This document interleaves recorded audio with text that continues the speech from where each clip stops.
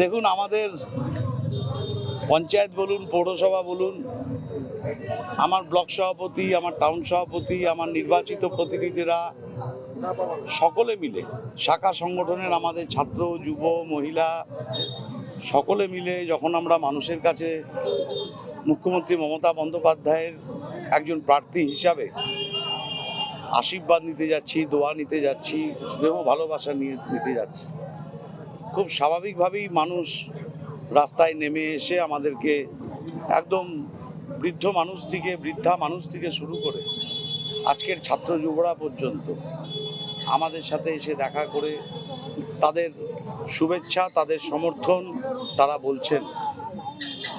খুব স্বাভাবিকভাবেই একজন বয়স্ক মা আস্তে আস্তে আমাকে বলছিলেন, আমি যখন প্রণাম করলাম, যে দেশ বাঁচাতে হবে, দশ বাঁচাতে হবে, মমতাকে বাঁচাতে হবে। এই যে একটি কথা, তার বয়স নট লেস দ্যান 75 ওনাদের পাড়ায়। এই যে 75 বছরের একজন বয়স্ক মহিলা, তার যা উপলব্ধি আজকে এই ভারতবর্ষ, এই বাংলা বিজেপি পার্টির সম্বন্ধে, তাই তিনি 75 বছরের বৃদ্ধা দেশ বাঁচানোর ডাক আমাদের সবার কাছে দিচ্ছে। তার মানে আমরা আরও উদ্বুদ্ধ হচ্ছি এবং মমতা বন্দ্যোপাধ্যায়, অভিষেক বন্দ্যোপাধ্যায়ের নেতৃত্বে আমরা যে সঠিক লাইনে চলছি।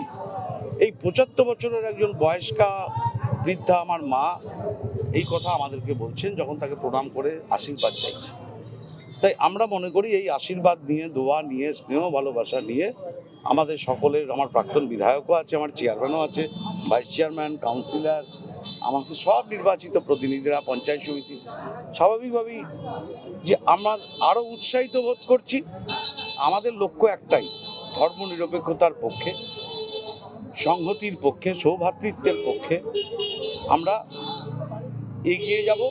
এই বাংলা ভারতবর্ষকে পথ দেখাবে।